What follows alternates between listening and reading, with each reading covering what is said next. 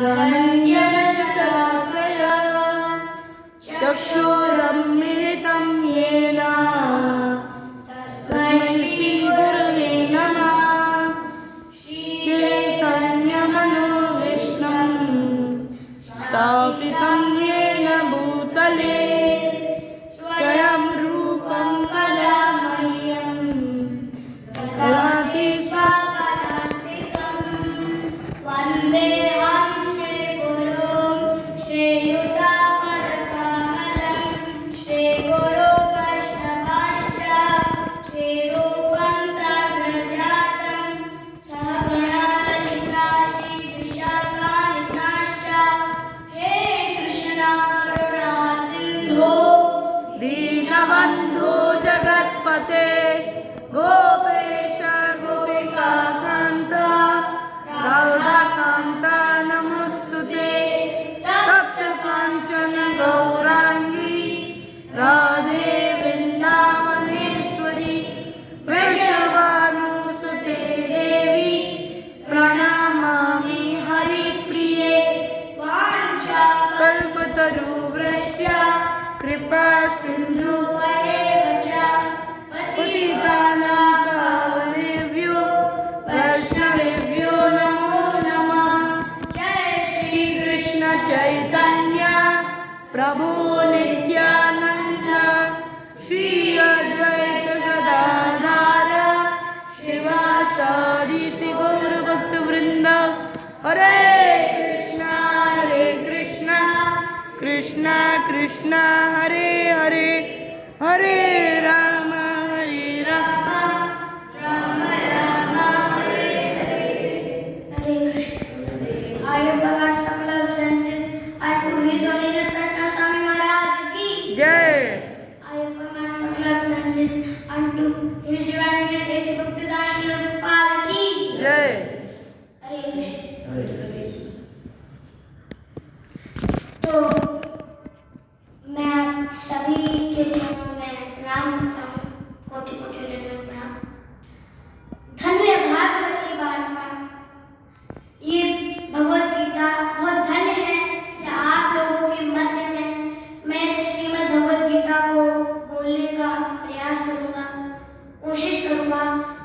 रूपाल जी की वाणी को और संतों की टीकाओं को बोलने की कोशिश करूँगा। हरे तो सबसे पहले जब हम गीता पढ़ते हैं तो उसमें क्या दिया है? पहले हमें क्या पढ़ना चाहिए? गीता महात्म्य पढ़ना चाहिए। जब तक हमें सारी नहीं आएगा तो हम गीता समझ ही नहीं पाएंगे। उसी प्रकार हमें इस गीता के महात्म्य को समझना है। वो अब हम सोचते हैं कि गीता क्या सुने, गीता क्यों पढ़े, इससे कोई लाभ तो है नहीं, पर गीता महात्म्य बताते हैं इसका क्या लाभ। गीता को पढ़ने से क्या लाभ होता है? बहुत सुंदर श्लोक आता है, कथा रामायण यस्यापि नित्यं भवति यद्ग्रह तद्ग्रहं तीर्थरूपं हि दुष्टानां पापनाशनम्। कथा रामायण यस्यापि, कथा रामायण यस्यापि, जिसके घर में रामायण गीता भागवत पढ़ी जाती है, बोली जाती है, सुनी जाती है। कथा रामायण यस्यापि नित्यं भक्ति है। ये नहीं कि आज भगवत गीता पढ़ी कल छोड़ दो। नित्यं भक्ति है, जिसके घर में नित्य पढ़ी जाती है, बोली जाती है, सुनी जाती है। नित्यं भक्ति है तदिग्रहं तीर्थरूपं हि, वह घर वह भवन तीर्थ के समान हो जाता है। तदिग्रहं तीर्थरूपं हि दुष्टानां पापनाशनम्। यदि कोई दुष्ट व्यक्ति भी उस घर में प्रवेश कर जाए तो उसके सारे पाप नष्ट हो जाते हैं। और गीता महात्म्य की पुष्टि करती है। गीता महात्म्य दूसरा श्लोक पुष्टि करता है, गीता ध्यानशीलस्य प्राणायाम परश्चय वेव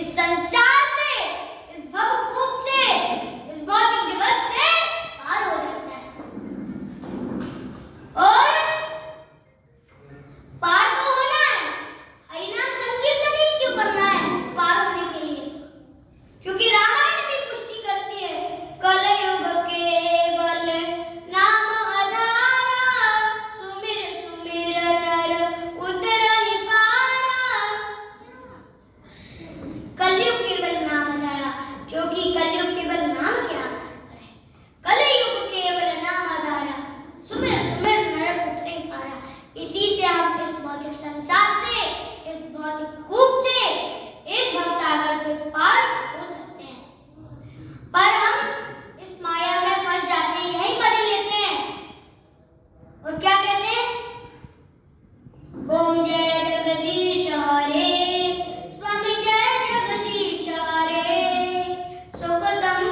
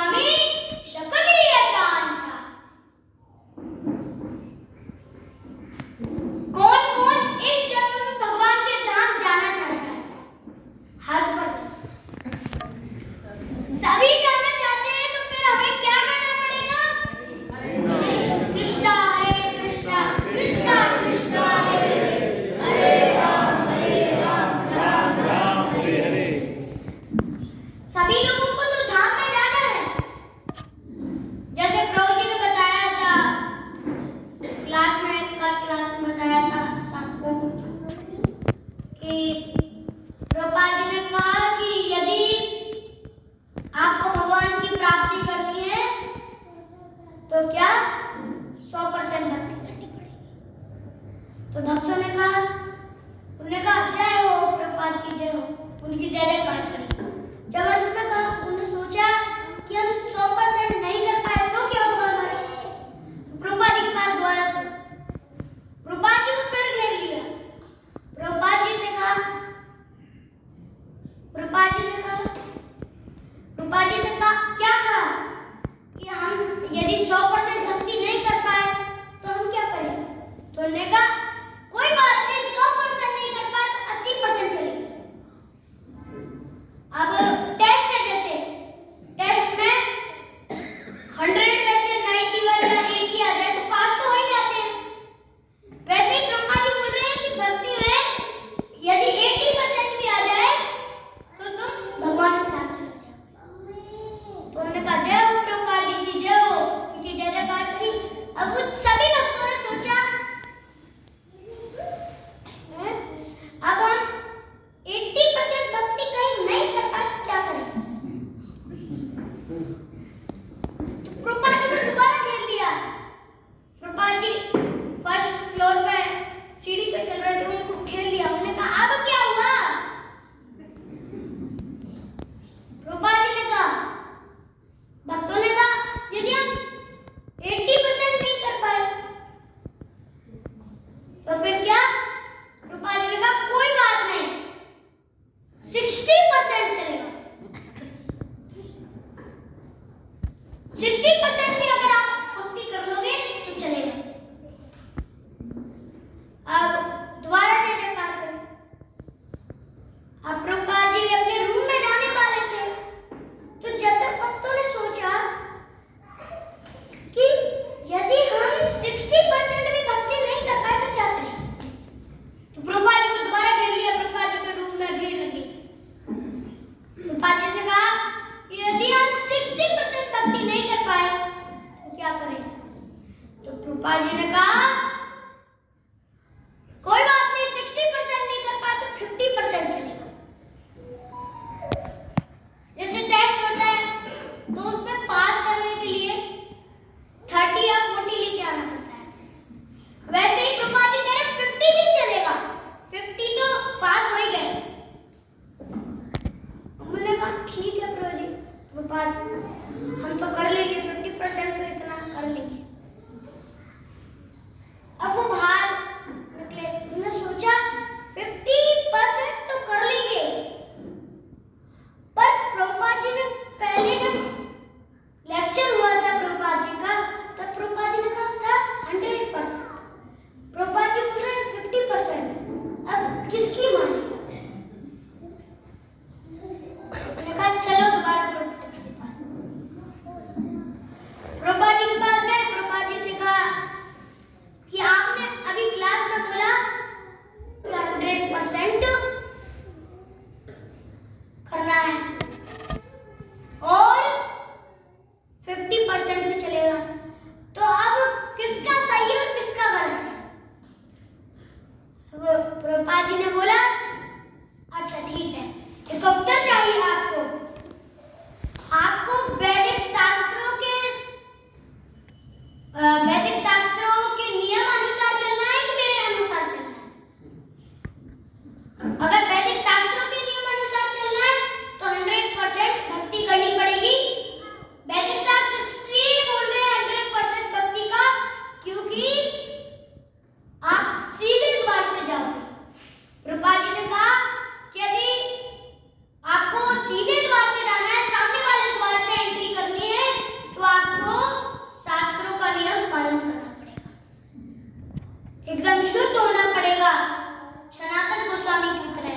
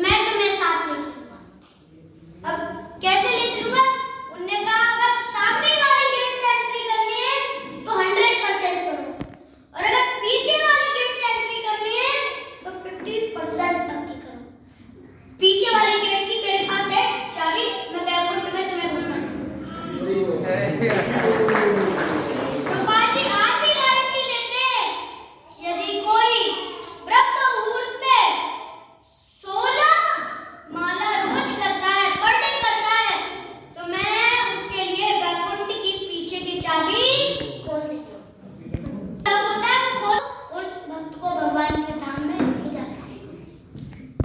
इसलिए क्या करना?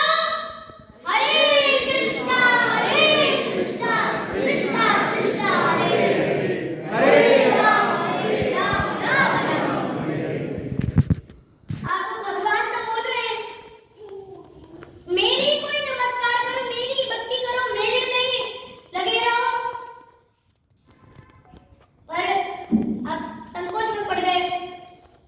हमारी ड्यूटी है, जॉब है भौतिक संसार की।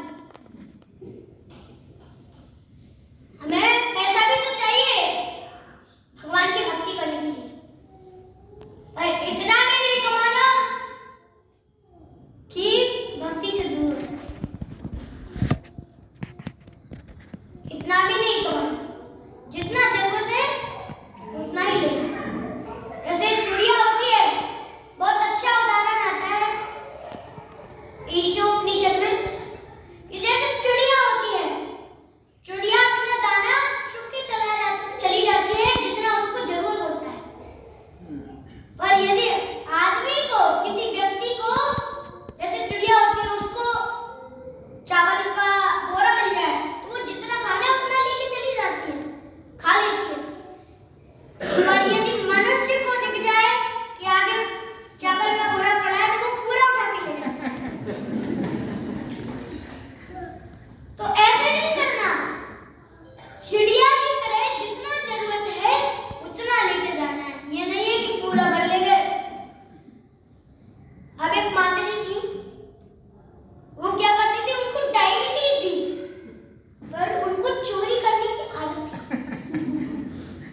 तो एक दिन शादी में गई, शादी में एक एक डिब्बा मिठाई का सबको मिल रहा था।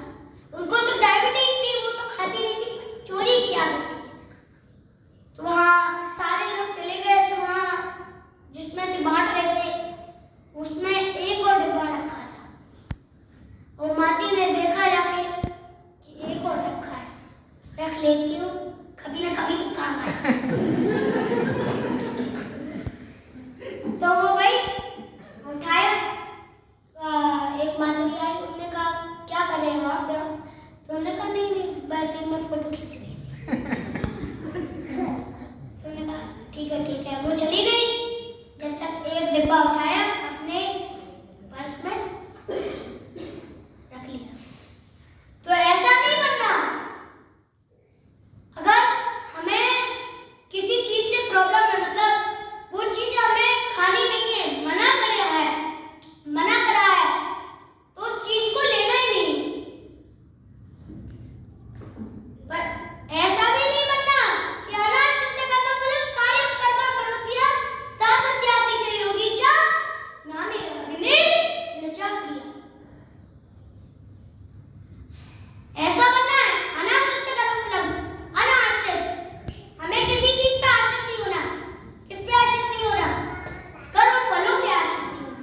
अनाश्रित कर्मफलं कार्यं कर्म करोति। हमें अपना कर्म करना है। किसके लिए करना है? भगवान के लिए। कार्य कर्म करोति सा सन्न्यासी च योगी च। वही असली सन्यासी और योगी होता है। स सन्यासी च योगी च नानेरग्निर् न च क्रिया। ना तो हमें ऐसा बनना है कि पास में आग जला लो और बैठ गए सभी लोगों के सामने, बहुत सारे लोग आए हैं, अपना अहंकार दिखा देते हैं इनको, बैठ गए उनके सामने, आँख खोल के देखा, अरे कोई नहीं है, आग बुझाई और चले गए अपने कमरे में, सो गए। ऐसा ढोंगी नहीं बनना। हमें कैसा बनना है? हरिदास ठाकुर की तरह बनना है, प्रभुपाद जी की तरह बनना है। श्रील प्रभुपाद की जय। मैं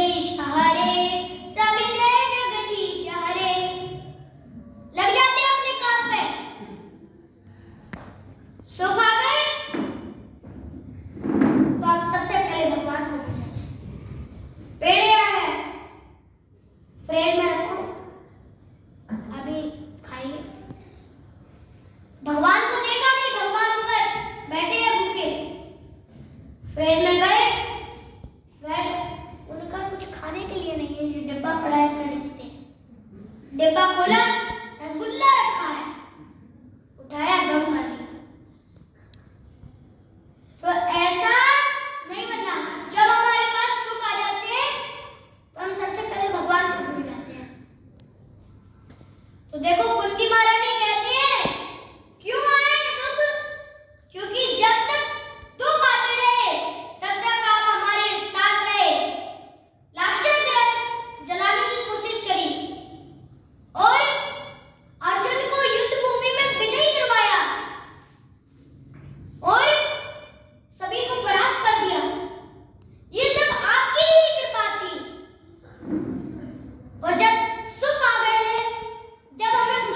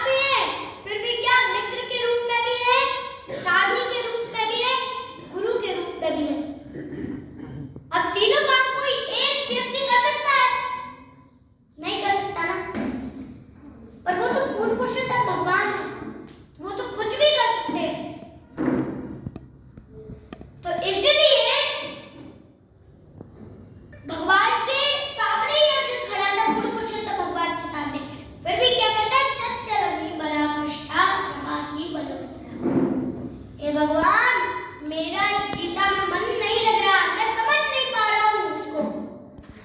मेरा एक मन बहुत चंचल है। चंचल मना कृष्णा प्रमाति बलभद्रम। ये बल से भी अधिक बलशाली है। प्रमाति बलभद्रम तस्याहं नेत्रं मन्ये वायुरिव दशरथं। इसको बस में करना तो वायु से भी कठिन है। अर्जुन को तो धनुर्विद्या आती थी, तो वो तो एक ही बार से हवा को भी रोक सकता था, पर वो कह रहा है मैं हवा को तो रोक दूंगा, पर ये तो हवा से भी कठिन है। क्यों कठिन है? क्योंकि आप जानते ही हैं कि ये मन कहीं भी चला जाता है। यहाँ जब कर रहे हैं, मंगला आरती में होते हैं, हम बिना एक सेकंड 30 सेकंड रह पाते हैं? 30 सेकंड क्या, 15 सेकंड मन नहीं रह पाते।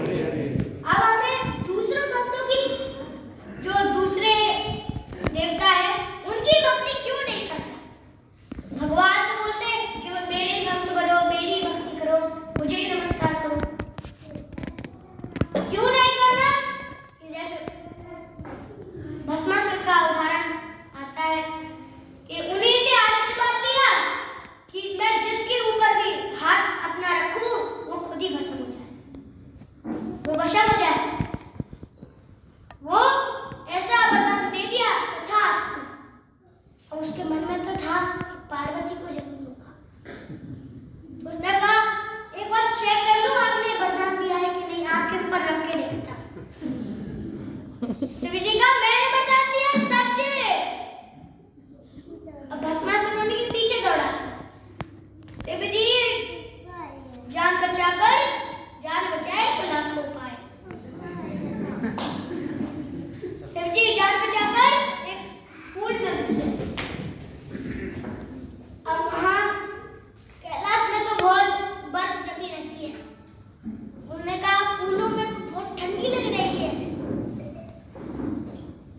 तो भगवान का स्मरण किया उन्होंने।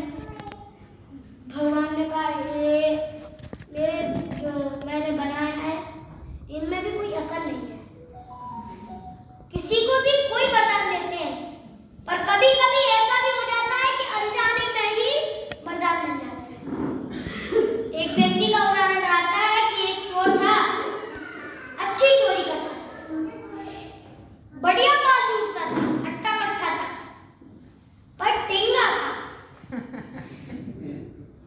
तो एक दिन सुबह आया, उसने शिव जी को प्रणाम किया, हाथ खोल के देखा ऊपर सोने का घंटा टंगा है।